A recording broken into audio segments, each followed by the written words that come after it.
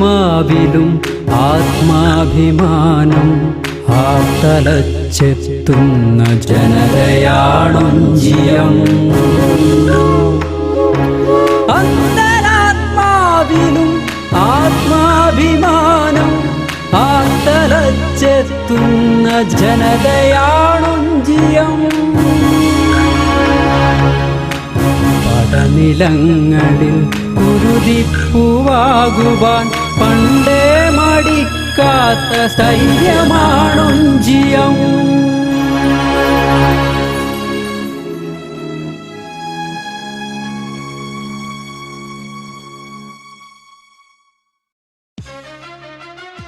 സ്വാതന്ത്ര്യത്തിനും മുൻപ് തന്നെ കമ്മ്യൂണിസ്റ്റ് പ്രസ്ഥാനത്തിൻ്റെ കരുത്തുറ്റ കോട്ടകളിലൊന്ന് പഴയ കുറുമ്പ്രനാട്ട് താലൂക്കിൽ മയ്യഴിപ്പുഴയുടെ തെക്ക് തീരത്ത് നിരോധിത കാലത്തെ പാർട്ടി പ്രവർത്തനങ്ങളെ മുഴുവൻ കൂറോടെയും വീറോടെയും കാത്ത പോരാളികളുടെ ജന്മദേശം.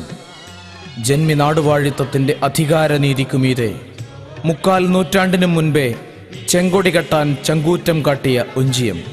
പുഴുക്കളെപ്പോലെ നരകിച്ച അടിയാള ജീവിതങ്ങളെ അവകാശബോധത്തിൻ്റെയും ആത്മാഭിമാനത്തിൻ്റെയും ചെങ്കൊടിത്തണലിലേക്ക് കൈപിടിച്ചു കൊണ്ടുപോയ കമ്മ്യൂണിസ്റ്റ് പടനായകരുടെ ഒഞ്ചിയം.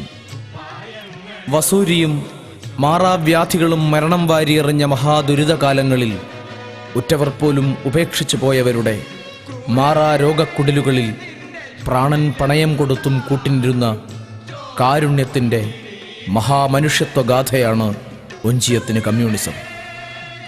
ഭരണകൂടത്തിൻ്റെ ഭീകരവാഴ്ചകളെയും ആയുധധാർഷ്ട്യങ്ങളെയും ചോരക്കടലിൽ മുക്കിക്കെടുത്താൻ ഉശിരുകാട്ടിയ സാഹസികരുടെ അമ്മ നാടാണിത്. ഓരോ ജീവകോശത്തിലേക്കും മരണം പടർന്നു കയറിക്കൊണ്ടിരുന്ന കിരാതമർദ്ദനങ്ങളുടെ നിമിഷങ്ങളിലും തടവറയിൽ തളം കെട്ടിയ ചുടുചോരവാരി തടങ്കൽ ചുവരുകളിൽ അരിവാൾ ചുറ്റിക വരച്ച മണ്ടോടിക്കണ്ണൻ എന്ന മഹാവിപ്ലവകാരിയെ പെറ്റുപോറ്റിയ മണ്ണാണിത്. 10 ധീരരക്തസാക്ഷികളുടെ ആ വീരവിപ്ലവ സ്മൃതികൾക്ക് നടുവിൽ മണ്ടോടിക്കണ്ണൻ്റെ ബലികുടീരത്തിൻ്റെ ഒരു വെളിപ്പാടകലെ ഒഞ്ചിയം നെല്ലാച്ചേരിയിലെ തൈവച്ച പറമ്പത്ത് വീട്ടിൽ 1961 ചന്ദ്രശേഖരൻ പിറക്കുന്നത്. കരുത്തും കാരുണ്യവും കർമ്മത്തിലലിയിച്ച് സാഹസികതയും സ്ഥൈര്യവും സമർപ്പണവും സമന്വയിപ്പിച്ച് മണ്ടോടിക്കണ്ണൻ തന്നെയാണ് ചന്ദ്രശേഖരൻ്റെ വ്യക്തിത്വത്തെയും രാഷ്ട്രീയത്തെയും ഏറ്റവുമധികം സ്വാധീനിച്ചതെന്ന് സാക്ഷ്യം പറയുന്നത് മറ്റാരുമല്ല, മണ്ടോടിയുടെയും ചന്ദ്രശേഖരൻ്റെയും പൊതുജീവിതത്തെ ഒരുപോലെ കണ്ടറിഞ്ഞ ഒഞ്ചിയത്തിൻ്റെ ജീവിക്കുന്ന രക്തസാക്ഷി സഖാവ് പുറവിൽ കണ്ണേട്ടൻ.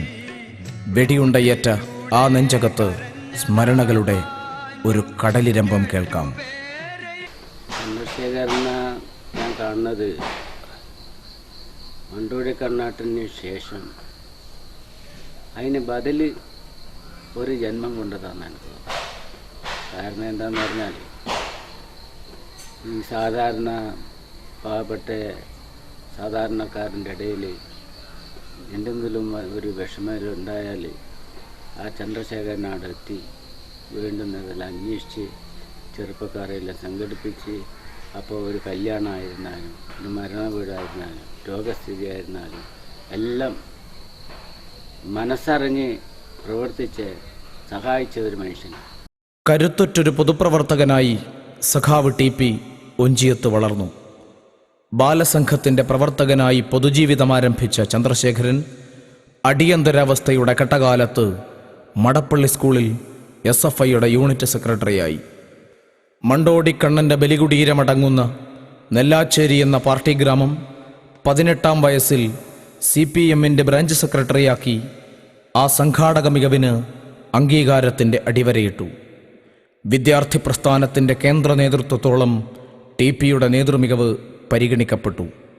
യുവജന പ്രസ്ഥാനത്തിൻ്റെ തീവ്ര പോരാട്ട കാലങ്ങളിൽ DYFIയുടെ കോഴിക്കോട് ജില്ലാ സെക്രട്ടറിയായി. നേതൃപദവികളിലേക്ക് നടന്നു കയറുമ്പോഴും ഒഞ്ചിയത്തെ സാധാരണ മനുഷ്യർക്ക് അവരുടെ ജീവിതത്തിലെ നിത്യസ്നേഹ സാന്നിധ്യമായിരുന്നു ചന്ദ്രശേഖരൻ.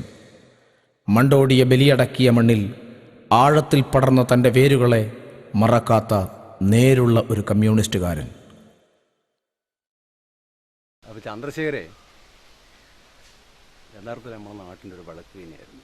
എൻ്റെ കാര്യം പറയുകയാണെങ്കിൽ ഞാൻ അസുഖം ബാധിച്ച് മെഡിക്കൽ കോളേജിൽ നിന്ന് എൻജിയോഗ്രാം ചെയ്തു. ഉടനെ തന്നെ ഒരു ബൈപ്പാസ് ഓപ്പറേഷൻ നടത്തേണ്ടതാണ് എന്ന് പറഞ്ഞപ്പോൾ നിർദ്ദേശിച്ചപ്പോൾ അത് അമൃതയിൽ നിന്ന് ചെയ്യുന്നതായിരിക്കും നല്ലത് എന്നുള്ള ആൾക്ക് എന്നെ കൂട്ടി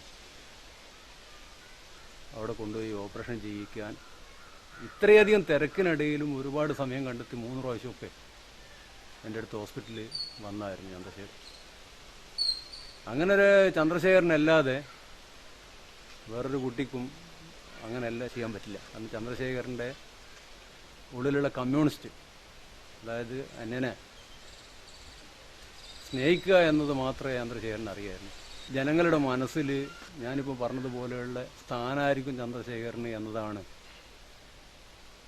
ഇവരെയൊക്കെ വല്ലാതെ വരളി പിടിപ്പിക്കാനുള്ള കാരണങ്ങളിലൊന്ന്. അതിൽ അത്ര ആഴത്തിലായിരുന്നു ചന്ദ്രശേഖരന് ജനങ്ങളുമായിട്ടുള്ള ആത്മബന്ധം. മുഴുവൻ സമയ രാഷ്ട്രീയ പ്രവർത്തകനായിട്ടും രാഷ്ട്രീയം ടി.പിക്ക് ഒരു പ്രൊഫഷനായിരുന്നില്ല. നിലപാടുകൾ സ്വീകരിക്കുമ്പോൾ മാർക്സിസത്തെയും തൻ്റെ മനസ്സാക്ഷിയെയും സത്യസന്ധതയും മാത്രം അദ്ദേഹം മുന്നിൽ നിർത്തി. അതുകൊണ്ടുതന്നെ CPM-നെ ഒരു കമ്മ്യൂണിസ്റ്റ് പാർട്ടി അല്ലാതാക്കാൻ 90കളുടെ നേതൃനിലവാരത്തിൽ നടന്ന നിഗൂഢമായ നീക്കങ്ങൾക്കും പദ്ധതികൾക്കുമെതിരെ പാർട്ടിക്കകത്തുയർന്നു വന്ന സമരങ്ങളിലെ വിട്ടുവീഴ്ചയില്ലാത്ത പോരാളിയായി മാറി ചന്ദ്രശേഖരൻ. 89-ൽ സോവിയറ്റ് യൂണിയൻ്റെ തകർച്ച, തുടർന്ന് കിഴക്കൻ യൂറോപ്യൻ രാജ്യങ്ങളിലെ സോഷ്യലിസ്റ്റ് പരീക്ഷണങ്ങളുടെ പരാജയങ്ങൾ, തകർച്ചകൾ, അതിൻ്റെ പിറകോട്ടടികൾ, അതിനെ തുടർന്ന് ലോകത്തിലെ കമ്മ്യൂണിസ്റ്റ് പ്രസ്ഥാനങ്ങൾ കൊടിയും പേരും പരിപാടിയുമൊക്കെ ഉപേക്ഷിച്ച് നിയോലിബറൽ സോഷ്യൽ ഡെമോക്രാറ്റിക് പ്രസ്ഥാനങ്ങളായി മാറുന്ന ഒരു പ്രവണത രൂപപ്പെട്ടു. ഇന്ത്യയിൽ CPM ഒരുപക്ഷെ ലോക കമ്മ്യൂണിസ്റ്റ് പാർട്ടികളുടെയും ലോകത്തിലെ തൊഴിലാളി വർഗ പ്രസ്ഥാനത്തിൻ്റെയും മുന്നിൽ അങ്ങനെ പിറകോട്ട് പോകേണ്ടതല്ല, ബദൽ സോഷ്യലിസം മാത്രമേ ഉള്ളൂ, വർഗസമരത്തിലൂടെ മാത്രമേ വിമോചനമുള്ളൂ എന്നുള്ളൊരു ആശയം ഉയർത്തിപ്പിടിക്കാൻ ശ്രമിച്ചു. ഇത് ഒരു ഭാഗത്ത് നടക്കുമ്പോൾ തന്നെ ബദൽ സാമ്പത്തിക നയം അവതരിപ്പിക്കാൻ അന്ന് EMS-ഉം ബസവണ്ണയും VTR-ഒക്കെ ഉള്ള CPM-ന് സാധിച്ചിരുന്നു. എന്നാൽ 91-ന് ശേഷമുള്ള കാലം എന്ന് പറഞ്ഞാൽ ആ ഒരു 10 വർഷക്കാലം CPM 91-92 ശേഷമുള്ള കാലം എന്ന് പറയുന്നത് ചെന്നൈ പാർട്ടി കോൺഗ്രസിന് ശേഷം ശക്തിപ്പെടേണ്ടതിന് പകരം വലതുപക്ഷ വ്യതിയാനത്തിലേക്ക് കൂപ്പുകുത്തുന്നൊരു കാഴ്ചയാണ് നമ്മൾ കാണുന്നത്. രക്തസാക്ഷികളുടെ ചോര അപമാനിക്കപ്പെട്ടു. പാർട്ടി നേതൃത്വം പുത്തൻ ചങ്ങാത്തങ്ങളിലേക്ക് അപനയിക്കപ്പെട്ടു. മഹാസഹനങ്ങളുടെ തീക്കടലുകൾ താണ്ടി ത്യാഗികളുടെ ഒരു തലമുറ പടുത്തുയർത്തിയ വിശ്വാസ്യത വിൽപ്പന ചരക്കായി. ഇഗ്നീഷിനെ പോലെ അല്ലെങ്കിൽ തീപിടിക്കുന്ന പോലെ തീപിടിപ്പിക്കാൻ ഉപയോഗിച്ച കമ്പോ കൊള്ളിയോ കത്തി തീർന്നാലും തീ പിന്നെയും പടർന്നുകൊണ്ടിരിക്കും. പാർട്ടിയെ രാഷ്ട്രീയമായി സ്നേഹിച്ച 10,000ങ്ങളുടെ അഭിപ്രായങ്ങൾ വിഭാഗീയ ബലമുപയോഗിച്ച് അടിച്ചമർത്തപ്പെട്ടു. പല നിലവാരത്തിലുള്ള ഘടകങ്ങളിൽ നിന്ന് ആയിരക്കണക്കിന് പാർട്ടി അംഗങ്ങൾ പുറത്താക്കപ്പെട്ടു.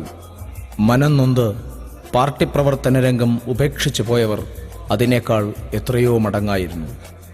പാർട്ടിക്കകത്ത് സ്ഥാനമാനങ്ങൾ ലക്ഷ്യമാക്കിയ ചിലരുടെ പോരാട്ടം നവലിബറൽ നേതൃത്വം വെച്ചു നീട്ടിയ വാഗ്ദാനങ്ങളിലും പ്രലോഭന വലകളിലും അപഹാസ്യമായി അവസാനിച്ചുവെങ്കിലും ടി.പിയെപ്പോലെ ആയിരങ്ങൾ വ്യക്തിഗത നഷ്ടങ്ങളുടെ പെരുവഴിയിൽ വർഗരാഷ്ട്രീയത്തിൻ്റെ കൊടിയേന്തി തലയുയർത്തി നിന്നു.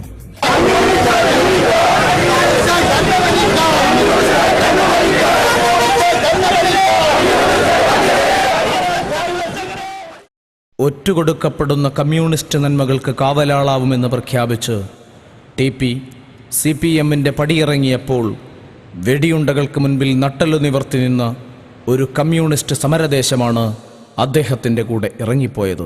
നാം കമ്മ്യൂണിസ്റ്റുകാരാണ്. നാം ഈ പാർട്ടിയിൽ വന്നത് മഹത്തായ ലക്ഷ്യത്തിന് വേണ്ടിയിട്ടാണ്. ആ ലക്ഷ്യം ഏറാമല പഞ്ചായത്തിലെ ജനങ്ങളെ മാർക്സിസത്തിന്റെ അടിസ്ഥാനത്തിൽ തൊഴിലാളി വർഗ കാഴ്ചപ്പാടോടുകൂടി മുമ്പോട്ടേക്ക് നയിക്കുക എന്ന ലക്ഷ്യമാണ് ഏറാമല പഞ്ചായത്തിൽ.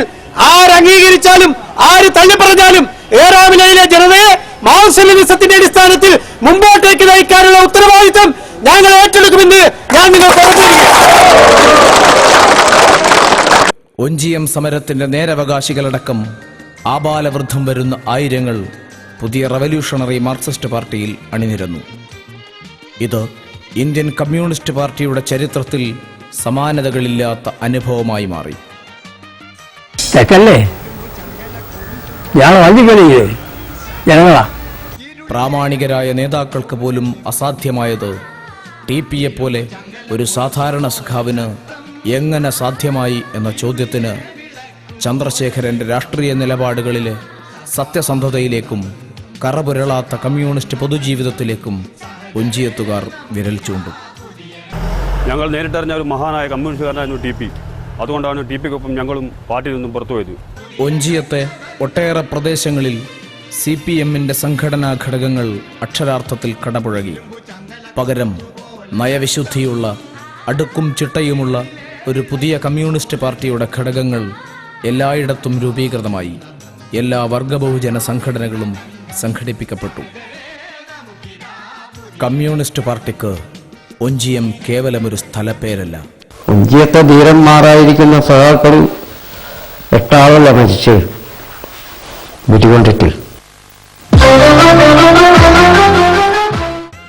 പാർട്ടിയുടെ ത്യാഗോജ്വലമായ ചരിത്രത്തിലെ ചോരച്ചൂടാറാത്ത ഏടാണത്. പാർട്ടിയെ സംരക്ഷിക്കാനുള്ള ഒറ്റ ലക്ഷ്യത്തിന് ഒരു സമരമുഖത്ത് ഇത്രയധികം പേർ പ്രാണൻ ബലി കൊടുത്ത മറ്റൊരു സമരമുഖം കേരളത്തിൽ തന്നെ അപൂർവമായിരിക്കും. ആ തീവ്ര സമരത്തിൻ്റെ നേരവകാശികളായി 3 പേരാണ് ഒഞ്ചിയത്ത് RMP രൂപീകരണ കാലത്ത് ജീവിച്ചിരിപ്പുണ്ടായിരുന്നത്. പടിഞ്ഞാറ്റോടി കണ്ണേട്ടൻ, മനക്കൽ താഴ ഗോവിന്ദേട്ടൻ, പുറവിൽ കണ്ണേട്ടൻ. ത്യാഗികളുടെ ഒരു തലമുറ ജീവിതം കൊടുത്ത് പണിതുയർത്തിയ പ്രസ്ഥാനത്തിൻ്റെ നന്മകൾ മുഴുവൻ ഒരു സംഘം നേതാക്കൾ വിറ്റു തിന്നുന്നതിൽ മനം നൊന്ത് ആ 3 പോരാളികളും CPM വിട്ട് RMPയുടെ ഭാഗമായി മാറി. അത് RMPയുടെ തിളക്കമുറ്റ കമ്മ്യൂണിസ്റ്റ് നിലപാടിനുള്ള സാക്ഷ്യപത്രമായി. അപവാദ പ്രചരണങ്ങൾ കൊണ്ടും ആക്രമണങ്ങൾ കൊണ്ടും RMPയെ തളക്കാമെന്ന് കരുതിയ CPM നേതൃത്വം ഒഞ്ചിയം സമരത്തിൻ്റെ ജീവിച്ചിരിക്കുന്ന പൈതൃകത്തിൽ നിന്ന് തന്നെ ദയനീയമാം വിധം പുറത്താക്കപ്പെട്ടു.